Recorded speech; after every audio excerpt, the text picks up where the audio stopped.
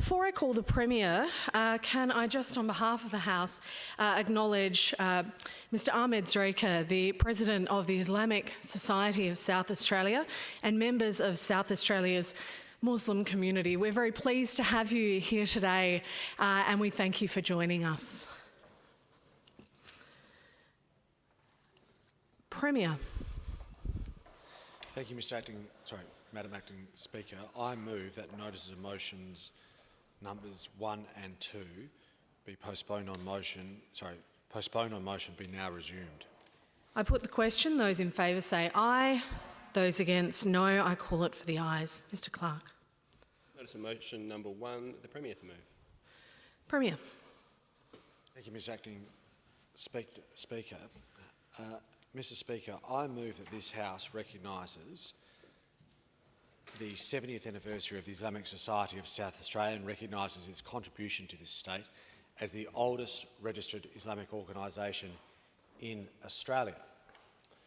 Notes the extensive history of the Muslim community in this state, with the earliest Muslims thought to have migrated to South Australia in the mid to late 1800s. Notes the substantial economic contribution of the Muslim business community towards the development of the state, as well as the Muslim community's representation across various essential services and professions, including the medical and other healthcare professions and the education sector, just to name a few. Recognises that while the South Australian Muslim community has thrived in our state, the community has, at times, faced hardships and challenges over the years, including racial and religious discrimination, vilification and prejudice. Recognises the important role Muslims have played within South Australia's vibrant and culturally diverse society, having helped shape our identity and our proud multicultural state. Thank you. Madam Acting Speaker, today we mark a very significant milestone for our state, the 70th anniversary of the Islamic Society of South Australia, which first opened its doors in 1955, making it the first and indeed the longest standing registered Islamic association in our country. I wish to acknowledge and welcome Ahmed Zreika, President of the Islamic Society of South Australia, who joins us in the House to witness this motion, along with committee members and staff of the Islamic Society and many members of South Australia's Muslim community who are also in attendance today. For 7 decades, the Islamic Society has been resolute in its mission to serve and preserve the ideals and precepts laid in the Holy Quran and the Sunnah, to provide brotherhood amongst South Australian Muslims and to service the community through its social, educational and spiritual services. It has been a bridge between communities, a force for social cohesion and a welcome friend to new migrants and refugees as they build new lives here in South Australia. At every stage of life's journey, the Islamic Society has offered service to the faithful, from marriages to funerals, from mentoring to education and Quran study. It's a haven of peace, of wisdom, of kindness and of community. The Islamic Society of South Australia has built a legacy of which our state is rightly proud. Of course, the history of the Muslim faith in South Australia goes right back much further than the 70 years we celebrate today. It's unlikely that any of the Macassar traders that settled in the top end in the 16th century ever made the long trek south, but we can be certain that the first so-called Afghan cameleers were a public sensation in 1865 when they disembarked in Port Augusta with 124 camels in tow. These intrepid men and the hundreds that followed them opened South Australian trade and exploration all over the continent and its red centre. And it proved essential to the construction of the overland telegraph, a service immortalised in the name and route of the greatest of all Australian rail journeys, the Garn. It was to serve that community that Maree became the home to the very first mosque ever built in Australia around 1861. And our state is also home to an absolute cherished piece of history, the oldest surviving mosque in Australia in the form of the Adelaide Mosque on Little Gilbert Street that can trace its history right back to the 1800s. We think, to the best of our knowledge, it was opened somewhere between 1886 and 1887. We honour that history today because respect for faith and the principle of religious freedom is part of the very DNA of our state and all of its people. Adelaide is known as a city of churches, but our city's religious institutions are not unusual in their number, but in their variety. Founders Robert Gouger, George Fife Angus and Edward Gibbon Wakefield were outspoken in the belief that South Australia should not adopt an official religion, nor assign any favoured status, but allow all to freely practice their faith. From playing a foundational role in the early prosperity to today's countless leaders in business, academia, medicine and more, the South Australian Muslim community is active, visible and resilient. And when this community has faced the cruel tides of bigotry or intolerance, and even tragically on occasion violence, the Islamic Society of South Australia has been a lighthouse, standing tall through every storm, keeping the light of faith and community shining bright. And that represents something truly precious, not simply for our state, but also for the world. We live in a time of increased polarisation, with cynics, nationalists and political opportunists actively promoting messages of division and fear, while ignoring what we all share as human beings. We have a duty to vigilantly resist the insidious poison we're seeing being spread amongst some members of even our own community. Here in South Australia, with over 200 nationalities and over 125 faiths, we have built a society characterised by an unprecedented level of freedom, peace and prosperity. This is no coincidence. Here, we see the power and possibility that comes with community, seeing beyond trivial differences to what unites us as people going about our lives as best as we can, driven by the same joys and sorrows and the same responsibilities and aspirations as human beings. We all want the best for our children and strive to provide them with a better life and a better standard of living. We honour the journeys that brought us here, and we want to feel able to look to the future with unbridled hope. We take comfort in our future and communities and in the belief that shape our view of the world, whether that is deep and abiding spiritual faith, sheer wonder at the beauty and the mystery of the cosmos, or both. This has been the work of millions of hands for almost 2 centuries. And we have done that together, all of us, from the oldest continuous culture on the planet to all those who have come across the seas. On behalf of the people of our state, I want to thank all that have been part of the Islamic Society of South Australia's 7 decades of service, and for all that you have done and continue to do for the Muslim community of our state in the spirit of fellowship, family and faith. Be under no misapprehension that the people of South Australia welcome all people of Islamic faith, of the Muslim tradition. South Australians embrace everything that multiculturalism has to offer. I was flicking through a bit of social media last night, which normally is a source of discontent. And something appeared on my feed, which I hadn't seen before. It was videos from an artist, Peter Drew, who was responsible for those magnificent Aussie posters and that we see dotted around not just Adelaide or our state, but around the country. And I started going through the story, he tells stories on his Instagram or Facebook, it wasn't TikTok, I'm not allowed to have that on my phone. Anyway, he tells stories about the people behind his posters, and they are absolutely magnificent. And one of the stories behind one of the posters was of a young man who called South Australia home and was part of those extraordinary expeditions that opened up our heart of the country to the rest of the world. And I was listening to that story and I reflected on it afterwards, and it was not lost on me that there is a beauty to the fact that it was a young Afghan man whose name would not necessarily be celebrated or put up in lights around our country, that traversed with his camels through the centre of our nation from Port Augusta, that ultimately provided a link to the rest of the world in the form of what was then modern telecommunications in the form of the telegraph.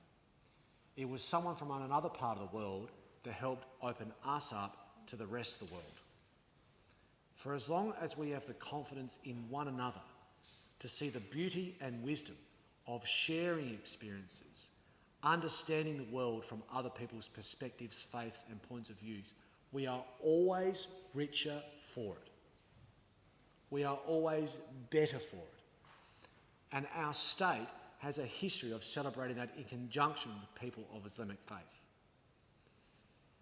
Now more than ever, we have to have the courage to not be forced to exclusively look in, but have the hope to look out.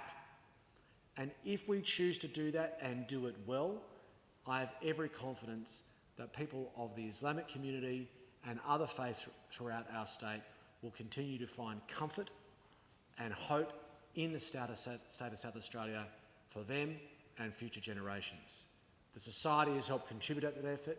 We welcome it, we thank it, and we hope you would do that for another 70 years to come. Leader. Thank you very much. Acting Speaker, I can say. I too rise to support the motion to recognise that this House pay tribute to the 70th anniversary of the Islamic Society of South Australia and its contribution to the state as the oldest registered Islamic organisation in Australia. And I also note the extensive history of the Muslim community in this state, with the earliest Muslims thought to have migrated to South Australia in the mid to late 1800s, and note the substantial economic contribution of the Muslim business community towards the development of the state, as well as the Muslim community's representation across various essential services and professions, including the medical and other healthcare professions and to the education sector, to name a few, and recognise that while the South Australian Muslim community has thrived in our state, the community has at times faced hardships and challenges over the years, including racial and religious discrimination, vilification and prejudice, and recognise the important role Muslims have played within South Australia's vibrant and culturally diverse society, having helped shape our identity and our proud multicultural state. Acting Speaker, I rise to support this motion to the House, and I too acknowledge Ahmed as President and his team, his committee, his executive that are in the gallery today. I rise to support the motion recognising this very powerful 70th anniversary of the Islamic Society of South Australia, which was incorporated on the 21st of April 1955, as we've heard.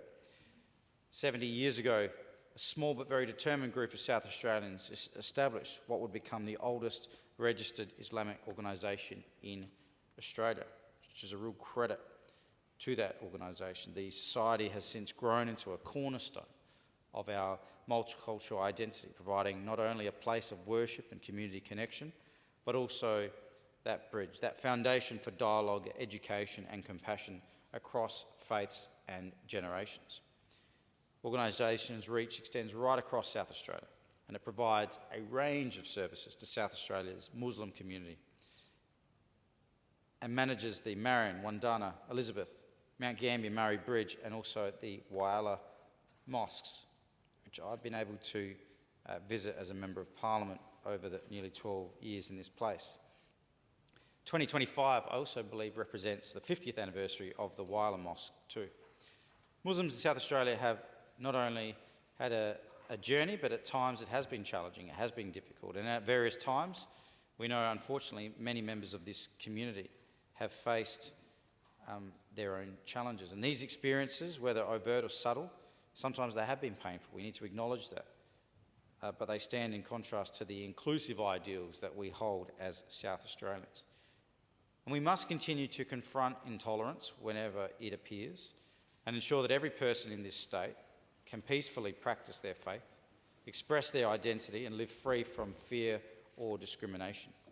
Despite the challenges that have been faced, the South Australian Muslim community has thrived, and Islam is now the 6th most observed religion, growing by over 41% between 2016 and 2021. There was a short film that I took to look at recently. I note the remarkable history of Muslims of South Australia and records indicating that their earliest presence may date as far back as we've heard since the early 1800s. And this would soon lead to a building of South Australia's first mosque in 1861, a sanctuary of prayer in the heart of the outback, and the achievements of the Muslim community, how they assisted those early days in South Australia is just remarkable. I was really interested and intrigued in the history of the Muslim community, particularly in the outback, with the construction of the overland telegraph system, using camels to carry poles, wires and water across the desert in some of the most rugged terrain that you'll ever see. Muslim community in South Australia has continued to build strong families, fostered community organisations, and participated in the establishment in a more productive state since their arrival all those years ago. And I thank the Society for always being inclusive and hosting me over the various celebrations over the years. I also acknowledge the work of the Islamic Society in South Australia in their commitment to building an inclusive, a welcoming community through their social, their educational, and also their spiritual services. The work they have done over 7 decades deserves recognition, as they have helped to shape the multiculturalism that is South Australians that we are proud to celebrate, that we uniquely celebrate here in this state. So I congratulate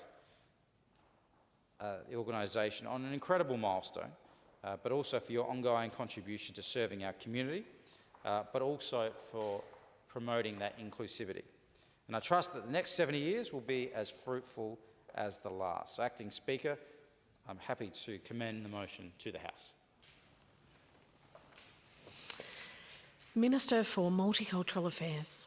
Thank you, Acting Speaker. I rise to support this motion, and I also want to acknowledge members of the Islamic Society present in the gallery today, in particular the Society's President, Mr. Ahmed, Zreika. It is incredible to think of the contribution of our Muslim community to the state of South Australia for more than a century.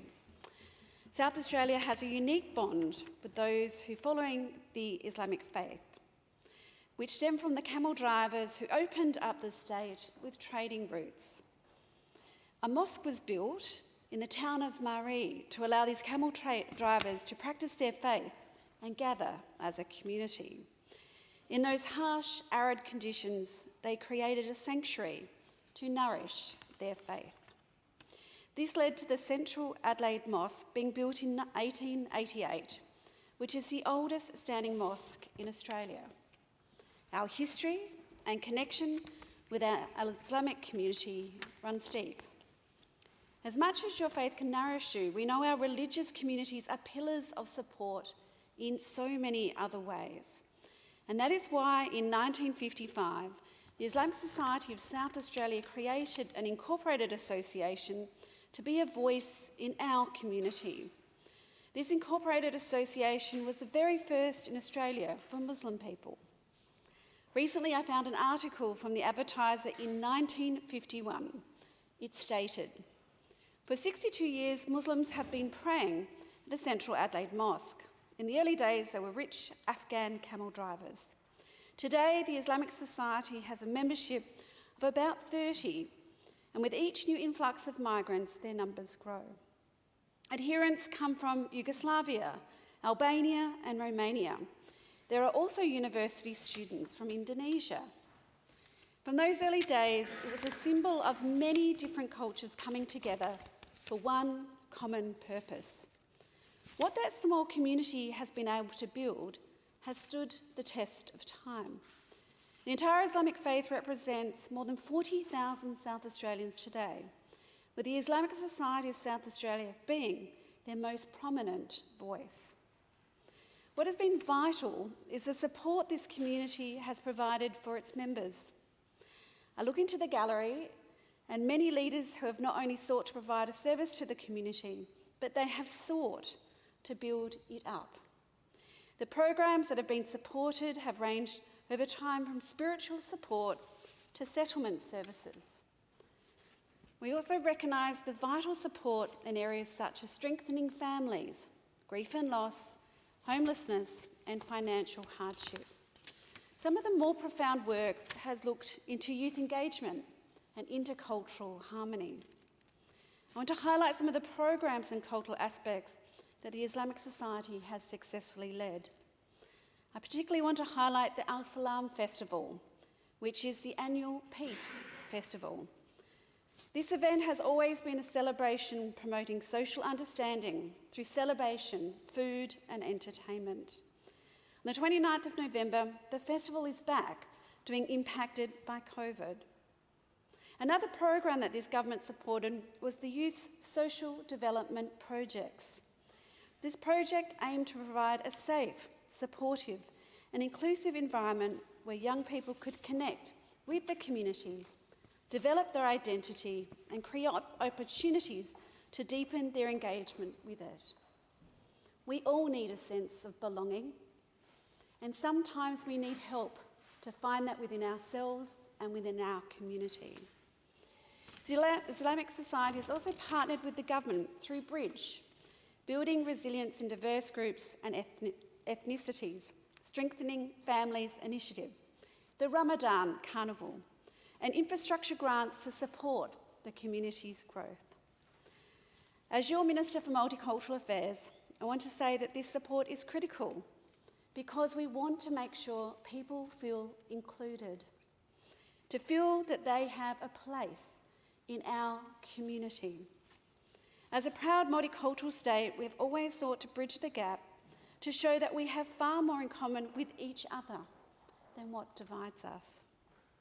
The Islamic Society of South Australia has been a key partner in this, and without their support it would be far harder to bridge cultural understanding. Since the year 2000, we have seen significant increases in our Islamic population in our community. This growth has stemmed from humanitarian and skilled migrants from Afghanistan, Bangladesh, Iran, Pakistan and Syria.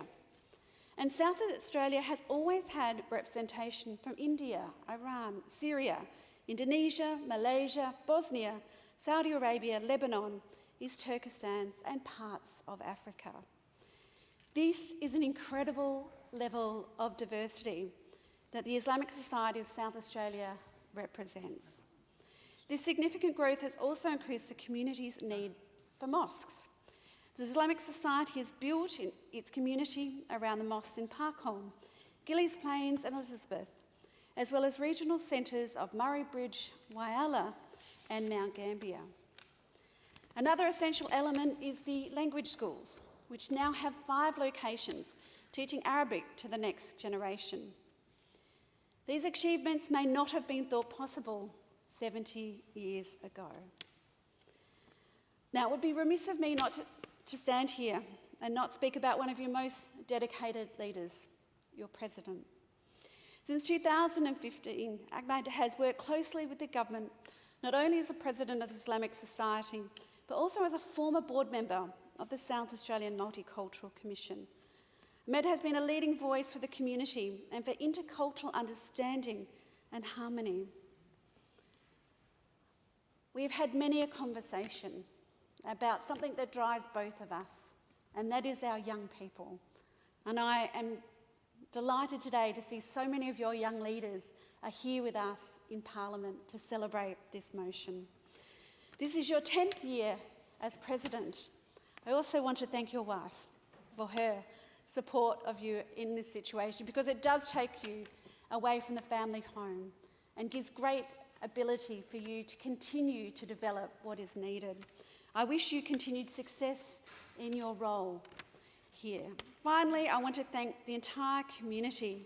Every time I've been to an event, And I was deeply honoured to come to your 70th dinner to celebrate the anniversary.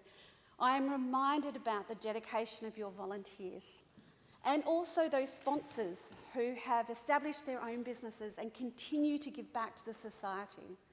It was a great opportunity to reflect on those 70 years, but reflect and look forward to the next 70 years to come. Thank you. The member for Light. Thank you, Madam Acting Speaker.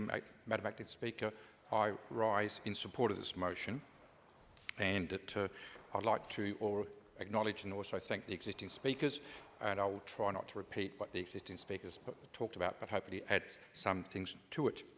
But I would like to firstly acknowledge the 70th anniversary of the Islamic Society of South Australia. I was fortunate, like the Minister and some other MPs, able to attend the 70th anniversary celebrations.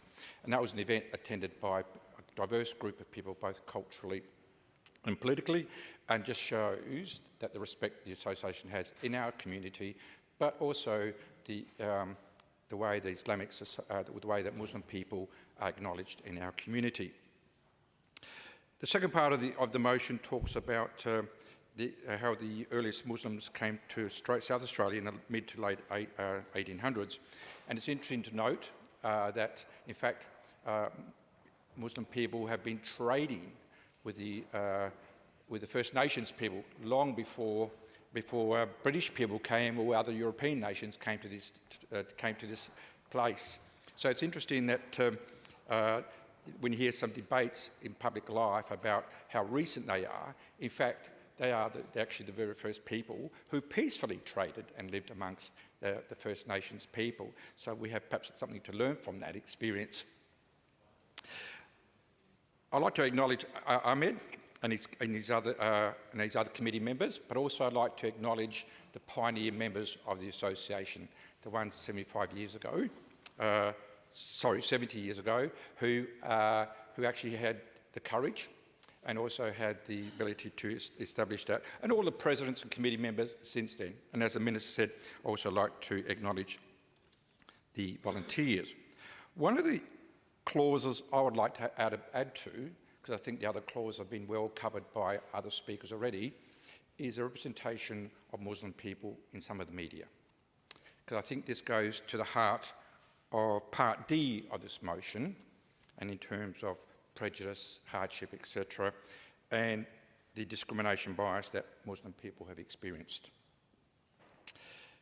And I would say that when you look at some of the recent reporting and presentation of Muslim people in Australia over recent times has been unsatisfactory in my view, and it has been in a way has been quite a negative influence on the discourse and the political life we have in Australia. Discrimination, bias and prejudice can come in two forms. It can be quite overt, and we can see what is said, we can see what is done, etc., and that is also very painful. And it is something which we need to be mindful about. At another level though, the discrimination, prejudice and bias, which is actually covert, can be actually more dangerous in some ways. Because it happens where we can actually not deal with it. It happens in places, it happens in a way that you cannot deal with or respond to. So it is not what is said and done, but it's rather what is not said or done, and actually that diminishes our shared humanity, as the Premier said. Not only does it diminish our shared humanity, and also particularly of the Muslim community, but I think it diminishes all of us.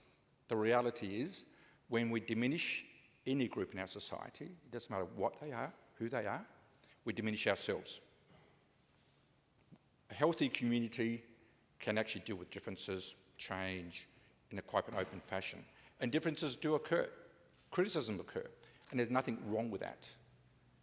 You know, I'll give you some examples of what I mean by the covert form of bias. It's when different points of view are silenced. When they're silenced or don't appear in the media. It's when people lobby the ABC to sack people. That is a form of discrimination, and the federal court has said that. And that diminishes the Muslim community. It is also when the Muslim perspective or experience is not reported upon. It diminishes those people. When you don't read about or see photos of the 20,000 plus children in Palestine who have died, you don't see those. That diminishes that community, diminishes diminishes all of us. But also, I think it diminishes humanity worldwide. All life is precious, irrespective, full stop. And when we don't see those stories told, don't see those photographs, we actually are saying they are lesser people. And that form of discrimination is not seen because it's not actually saying something, but its omission says a lot more. And also its omission influences other people's opinions, and that's why it's important. People do not get the full story. And I'm not trying to suggest that in any political or conflict, one side are saints and the other are sinners. What I am saying, though, if you take a view that one side are all the saints and the other side are all the sinners, that is wrong, and certainly not part of my faith as a Catholic, which I believe in. When you cancel public forums because you want to stifle or you want to prevent another perspective being told. And that's happened in Australia. It's happened recently in interstate.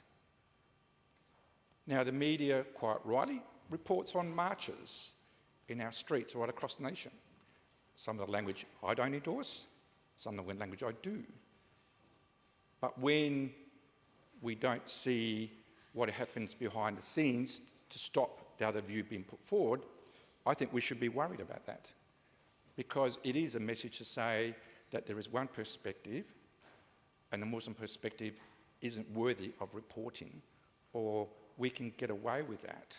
We can reinforce the prejudices, and I think that's wrong. Madam Acting Speaker, I can understand people's concerns about migration. I'm a migrant myself. I came out in the 1960s with my family. And I have often discussions with people in my community, because when I make comments about migration, and I ask them, are you suggesting that people like me shouldn't be in Australia? Oh, no, you're different. I said, well, what do you mean I'm different? In the 60s, in the 50s, people of Italian background, people of Greek background, and other European nations were subject to similar stereotypes, and our perspective and our experience wasn't told. The reality is, it takes time. It takes time for people to build change. Muslim people of more recent times, but even the Cameliers, the courage they showed, demonstrated to leave their homeland to work in a nation they would never knew very little about. It takes courage. Whether it's Cameliers or other migrants who've come since then, it takes enormous courage to leave your homeland in a place where you don't understand the culture, language, etc. It is, and over time, we have shown as a nation, whether it's post-World War I or post-World War II, that we have it over time integrated. Italians and Greeks now part of the furniture. Nobody would even look at us as migrants. We're just part of the Australian furniture now. Okay. So I think it's important that we need to be patient, we need to be compassionate, and we need to work with new communities to make sure we give them time and space to integrate. It will happen. It may take a generation, because I have no doubt in my mind the adult Muslims who come to this country, their children will be a little bit different about their views, because they've had different experiences, and their grandchildren will be a bit different, and their great-grandchildren will be different, and that's happened through all groups of migrations. Madam Acting Speaker, change and difference is challenging. Doesn't matter if it's in the workplace, in our community, in society, it is difficult. But I'd like to give an example of change in my own community, in my local church, St. Peter's and Paul Catholic Church, in my own church. For a while, I didn't go to my church because I thought, the Catholic Church is not perfect. A bit like political parties, they're not perfect. From time to time, you get a bit upset with them. But I hadn't been for a while, but one of the parish priest was leaving, so I thought it's important to say thank you for your service. And I went to church. Hadn't been for a while. And in that time I hadn't been, a whole range of new communities had come to my church. People from Africa, India, Asia, Filipinos, etc. What I can tell you, Madam Acting Speaker, it has changed my church for the better. It has revitalised, reinvigorated a church which was declining, like modern churches. It has, even though we are with the same faith, they bring new cultural perspectives. They bring a new sense of enthusiasm about life. And they do integrate through their church. In the same way the Muslim community will integrate through business, the professions, you name it, there'll be integration over time. At a superficial level, when we have singing in our church now, it is heaven on earth. It is, some of the voices I hear now is just magnificent. And the fact we actually are bound by faith is almost incidental. It is that this community coming together. We have shown, Madam Acting Speaker, over time that we can learn from the more recent migrants. In the same way, during the 70s, we understood, and I say the 70s because I was a young adult then, in the 70s, with the Asian migration. We initially, they were less welcome. Now they're part of the furniture. They're our doctors, our pharmacists, our engineers, our nurses, our carers, etc. So we've done this before, Madam Acting Speaker. I have no doubt we can actually do it again and enrich our multicultural society. And again, I'd like to thank the Muslim community for being part of it. Before I recognise the member for Elder, I'd just like, hopefully the House will indulge me for a moment from the chair, to just express my support for the sentiments that have been spoken about today. I'm incredibly lucky that the Marian Mosque is right on the edge of my electorate, and that's given me the great privilege of getting to know Mr. Zreika, but also quite a few members of the Muslim community who I'm lucky enough to have in my electorate of Badco. And of course, I, like other members here, have been well aware of the difficulties in recent times and the challenges that you've experienced and will continue to experience as we come out of difficult times in the Middle East. So I just wanted to express my my thoughts to you and thank you again for gracing us with your presence here today. I think we have a visit locked in soon so that I can bring my little baby along to the mosque and introduce him to so many people who've been so welcoming towards me, and I look forward to that. I also just wanted to note the contribution of the member for Light, Light by name and Light by nature. The member has not only advocated the cause in the last year or two while things have been tense, but certainly for decades, particularly within our party, but also throughout our community. And he deserves great thanks and praise for sometimes being a voice among few, advocating what at sometimes might be controversial views in the past. But it's nice to be in a place now where I think there is incredibly broad support in our community for the Muslim community, and I hope you're feeling that today. My neighbouring MP, the member for Elder, I look forward to hearing what you have to say as well. Thank you very much, Madam Acting Speaker. I did just want to stand and make a contribution as well. Happy 70th birthday. Assalamu alaikum. It's really lovely to see so many of you in the gallery today. There's been a lot spoken about the contribution of the society to the Muslim community and the South Australian community more broadly. And I'm so conscious of how much of an impact you, the Society and Ahmed have made on me over the last few years. And so I can't even begin to imagine the incredibly positive contribution you've made to so many other people's lives, particularly directly in your community. One of my first events that I went to at the mosque was in 2019, and it was to mark the horrific attacks in Christchurch. And seeing the society and seeing many of you who are here today choosing to come together at a time of incredible grief and welcome so many other people in from the community as well, so that we could all stand together against that hateful, horrific act, was really, really powerful to me. And I want to thank you for you having done that. And I know that you do these things under really difficult circumstances again and again and again. So thank you for your perseverance. Thank you for what you have done, particularly again over the last couple of years with the horrific acts happening in Gaza. And I appreciate you welcoming me to speak at the Nakba commemoration last year as well. Thank you for always not just welcoming members of your community in, but always making me feel really included and really welcome in your conversations. I've always felt really comfortable asking questions. You welcome my inquisitiveness.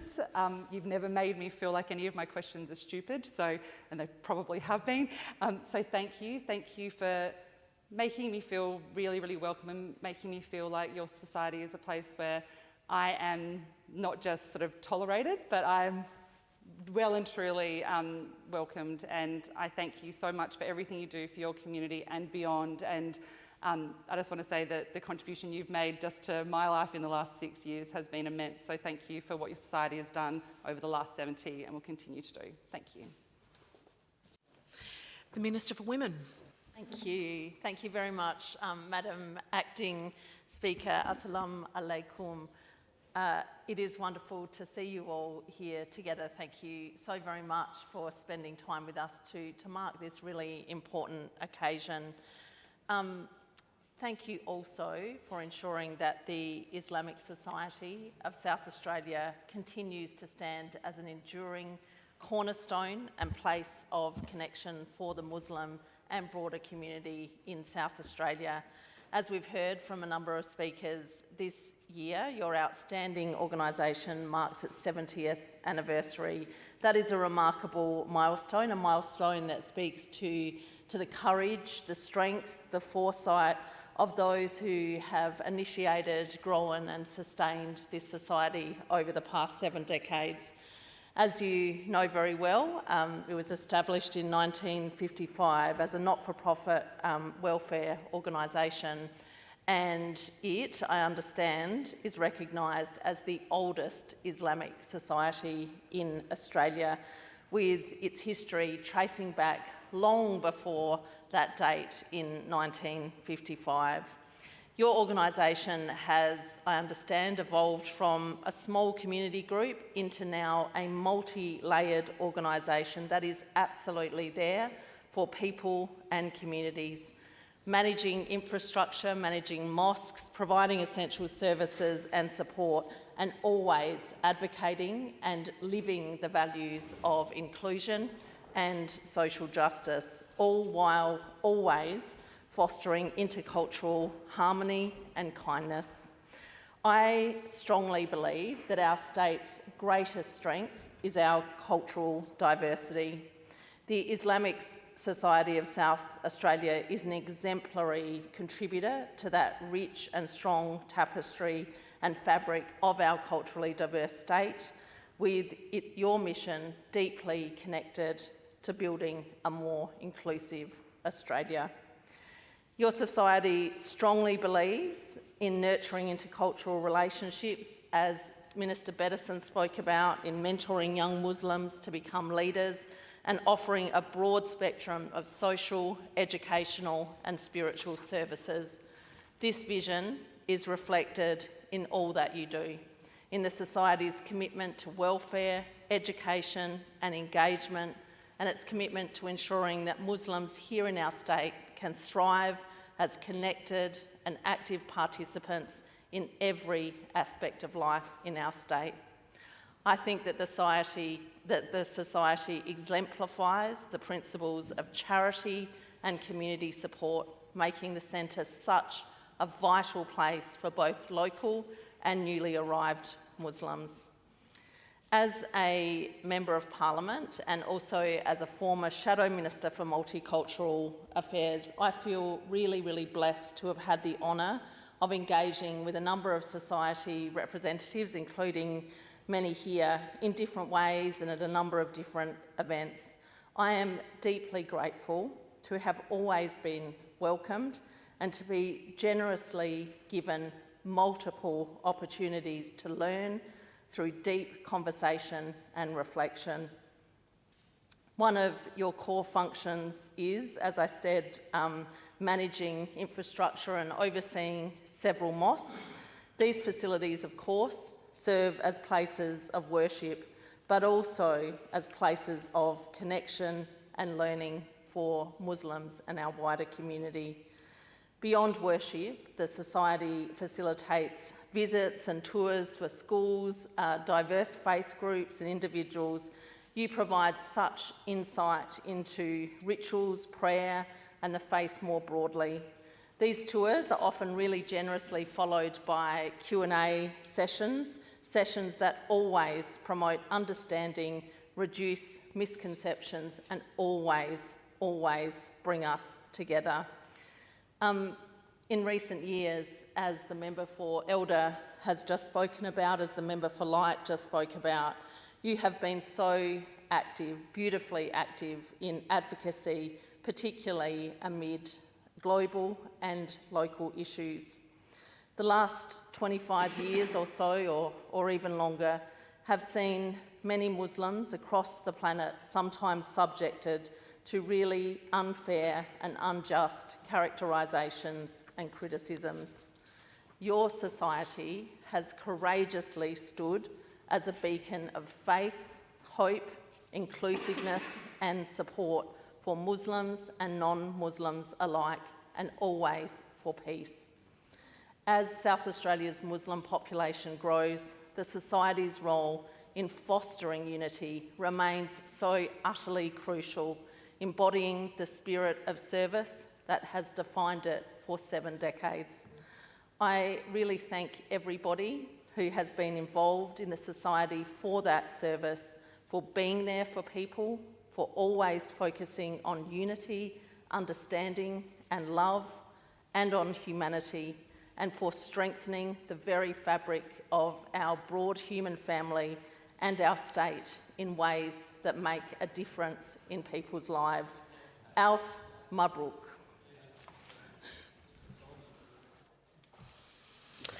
The question before the chair is that the motion be agreed to. Those in favour say aye. Those against, no. I call it for the ayes. Mr Clerk. Government Business Bills and Motions. Notice of motion number 2. The Treasurer to move.